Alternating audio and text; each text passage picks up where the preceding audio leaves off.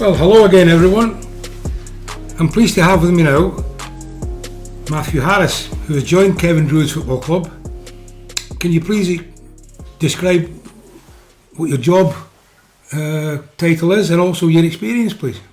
Hi Tom, it's an absolute pleasure to meet you and thank you for having me on this amazing podcast. It's great to be here. Yeah, good man. My job title is Technical Director, and that encompasses a lot of other roles at the club in terms of running certain teams such as the EDS and 19s, and at the moment taking other teams like I've coached in every one of our youth age groups as well as our foundations.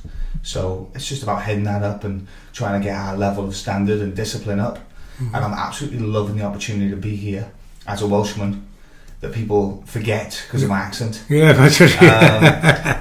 So born in Wales, lived in Barry for 12 years, then went over to Northern Ireland, and that's where I pursued my journey as a football coach. And the opportunity to come here, it was just too good to refuse. I just couldn't say no. Mm-hmm. And I'm loving every second of it. That's great.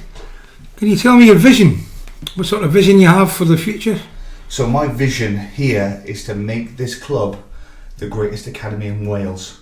And some people are going to judge me on that because they think I can't do it.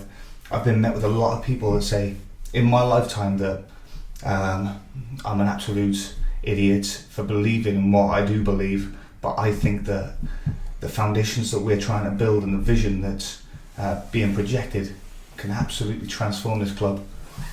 I think it's not going to be easy because nothing ever is, but I think if we get the right people in place, and at the moment the positivity is absolutely bouncing off the walls, so I think it can be achievable. As is said, it's never built in a day, it takes a bit of a time, and we just need people to be patient with that. Excellent.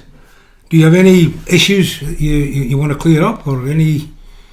I think the only issues we've had since coming in was the level of coaching, and that's just an opinion of mine. When I came in, I was extremely disappointed.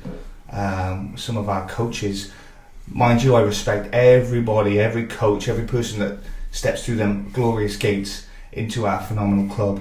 I respect the roles that they've done. I just think when I came in, I thought we needed our standards raised, and when I saw that was my first objective.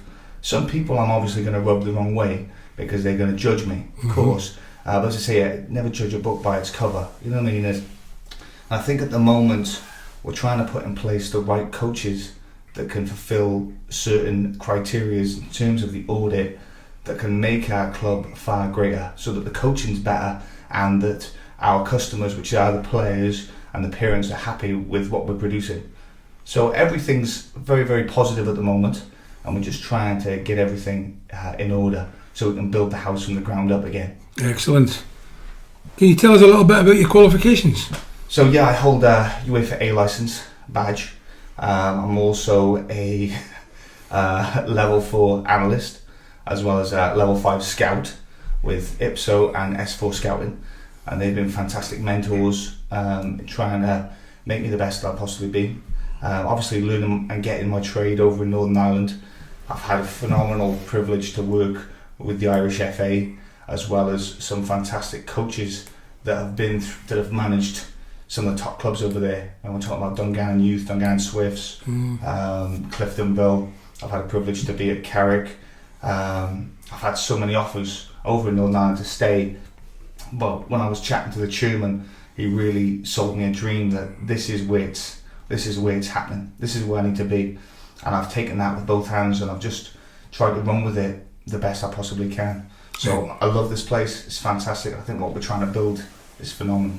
Great. As far as I'm concerned, I think it's great that you're here, to be honest. What are your thoughts on the club in general? So I stay off Twitter. I try to stay off social media. I don't do Twitter myself. I don't blame you, Tom. It's nightmare fuel sometimes. And I didn't want to let anybody persuade me not to be here. I think as a Welshman, to come here makes me extremely proud because I get to be a part of the history that especially we're trying to develop.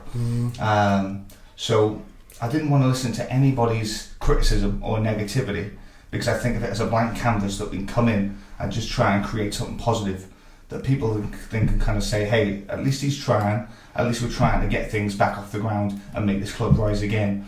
Everything I'm trying to do, I see it as a positive. I've got a lot of people that are probably going to try and pour a bit of piss on it, but in this game it is ruthless, and I'm ready to take all the blows. You don't get to where I've been without a lot of criticism. I've made a lot of mistakes, but I've coached over in Northern Ireland from the absolute bottom to then be here in this position. Mm-hmm.